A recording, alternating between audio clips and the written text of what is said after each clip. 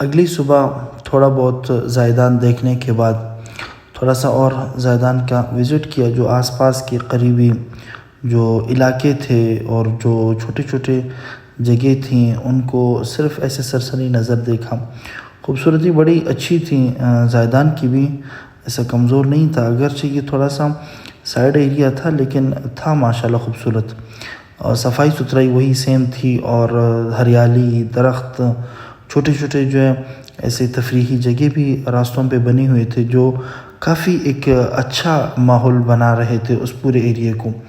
خیر تھوڑا بہت زائدان میں گھوما، اور پھر چونکہ اب مجھے آگے جانا تھا میر جاوا کی طرف۔ زائدان میں ایک چیز میں نے دیکھی اور اس کی آواز میں آپ حضرات کو سناتا ہوں تو آپ خود سوچیں کہ وہ کس چیز کی آواز ہے، اور کوئٹہ میں آپ نے آواز کہاں پہ سنی ہے، تو آپ کو تھوڑا سا شوق بھی لگے گا، لیکن آپ سنیں تو آپ کو مزہ بھی آئے گا۔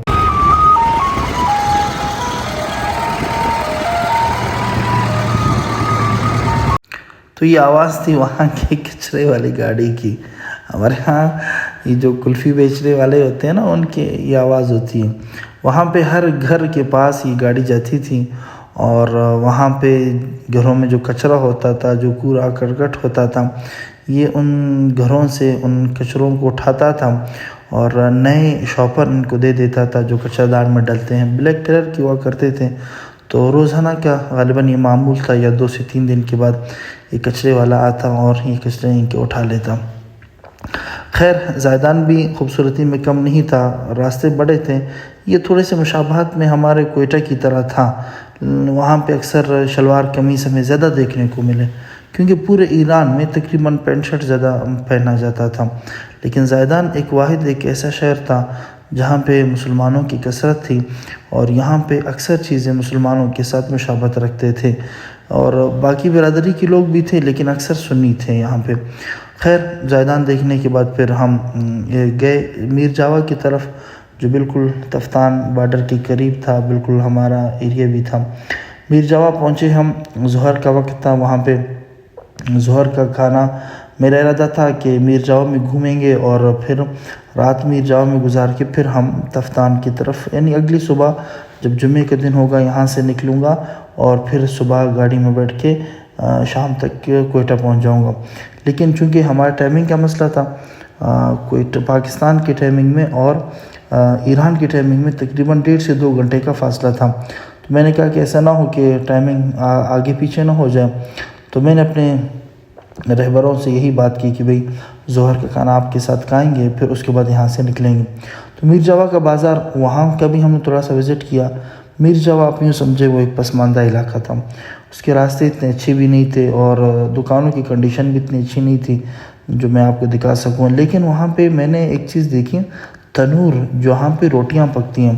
ایک تنور میں نے آپ کو پہلے دکھایا تھا، وہ پتلی روٹیاں تھیں، لیکن ایک تنور یہاں پر تھا، اس کی موٹی روٹیاں تھیں، اور بڑا ہی بہتر انداز میں انہوں نے اس کو ڈیزائن کیا تھا۔ وہاں پہ جو ہے خود آٹا گوندتا تھا، اور آٹا گوندنے کے بعد یہ اس کو جو ہے پھر پیڑے بناتے تھے۔ پیڑے بھی چھوٹے نہیں تھے، اتنے وزنی پیڑے، 1 کلو کے بقدر اس کا ایک وزن ہوا کرتا تھا، اور پیڑے بننے کے بعد اس کو مشین میں ڈالا جاتا تھا، پھر مشین اس کو نکال دیتی تھی اور وہ پک جاتا تھا۔ قیمت بھی اس کی بڑی سستی تھی، تقریباً پاکستانی حساب سے وہ 15 سے 16 روپے کی وہ روٹی پڑتی تھی۔